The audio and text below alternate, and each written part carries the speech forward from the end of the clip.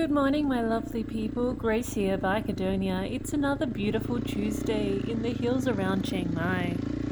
It hasn't rained today, so the jungle is a little damp but not slippery. We're not trying to break any land speed records today, just a nice little bimble out in our backyard. As you can see, we have plenty of beautiful beginner single track to choose from. I just got back a few days ago from our trip up to the mountains in Tak province, just across the river from Myanmar, where we were taking food supplies and essentials up the mountain to villages which get cut off and isolated every rainy season. The road there turns into a track and it is quite entertaining trying to get up there. You either want an enduro bike or a scooter with mud chains on it. Anyway, it was raining hard for the first day, and out of about 50 bikes, only 7 of us made it through to the school before night fell. At the beginning of the day, I was worried I was going to be freezing cold because we were soaked through to the bone, but in fact, it was such hard work riding up through that mud that we were perfectly warm. Anyway, it was good fun in the name of a good cause, so I'll certainly be back to do it again. For the moment, however, I am just so stoked to be back on the bike. So I was off the bike for about 2 months because I hurt my knee in Cambodia and I had to let it heal. Apparently, I partially tore a ligament. The knee is still not 100%. When I was on the trip to Tak, quite a lot of times I just fell over on my right side because I wasn't willing to stick my leg out and strain my knee trying to save the bike. Fortunately, the mud was very soft to land in, and my knee came out of it just fine. Even though the mud was kind of exhausting, it was actually less technical than the weekend before, which was my first time back out on the bike, when I decided to ride up quite a gnarly little snotty section of rocks. After that little performance, which was probably not the wisest thing to do, my leg was stiff and a bit swollen.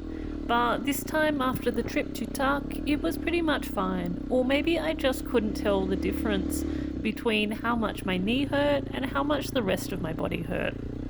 That's something of which I am super conscious, bike fitness. So riding a dirt bike uses a lot of your muscles, probably in ways you don't ordinarily use them. Certainly for me, I don't go around picking up things that weigh hundreds of kilos if I don't have to. But when I go dirt biking, I invariably drop the bike and I invariably have to pick it up again. It's amazing what your body can do when you need to, but it's also amazing how much your body will hurt if you're not bike fit and then you throw yourself back into it. When I got back on the bike last week after my 2-month break, well, afterwards I really paid for my lack of bike fitness. I could hardly move without groaning for about 3 days. Now for me this is not such a big deal because it's only once in a blue moon that I have an injury or some other reason which keeps me off the bike for long enough for my bike fitness to fade away. Usually I'm out here pretty regularly. Similarly, if I need to roll around groaning for a couple of days afterwards, it's not such a big deal either. But for you, if you're coming here and you're coming on a bike tour, I don't want you to be in agony after day 1. I want you to have a fantastic time for as long as the tour runs. In aid of that, I thoroughly recommend that you try and get out on the bike as much as you can before you come on tour. It's going to be a really good investment in your enjoyment of the experience. Also, however, I really recommend rest days. I reckon you should ride for 2 days and then rest for 1 day. A lot of people come over and they want to pack as much as they can into the experience, but when you see people riding tired, riding with sore muscles, fatigued, you know they're not having such a good time. So when I suggest a rest day, I really recommend taking it. Speaking of tours, I am really looking forward to the arrival of our tour bikes. We have 2 brand new CRF300Ls on order with Honda, except that Honda is taking a really long time to deliver. Good news, however, they reckon that the bikes will be delivered by the end of this month, and that will be awesome because then we can start the process of setting them up for off-road. We're going to prune off all of that extraneous road legal stuff which makes them so heavy, and we're going to pair them back into leaner, meaner jungle machines. Now today I'm riding my guide bike, which is a KLX230, and I just love this bike. It is light and nimble, and with the larger rear sprocket, it's got all the power you need to tractor up these hills. The suspension is nothing to write home about, but I managed to ride around it just fine.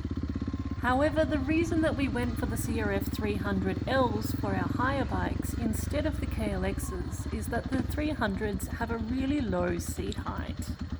We've noticed that when we have customers who are shorter in stature or customers who are less confident on the bike, they like to be able to get their feet down. And the 300s let you do that really nicely.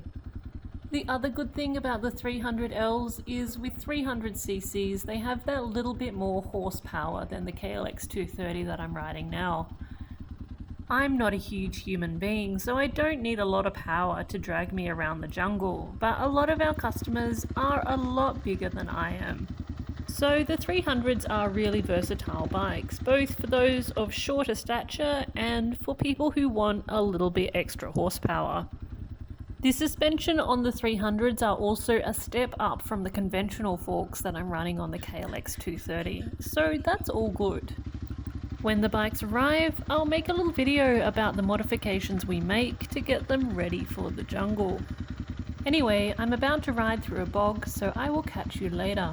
Take care, have fun, and I hope to see you in Thailand.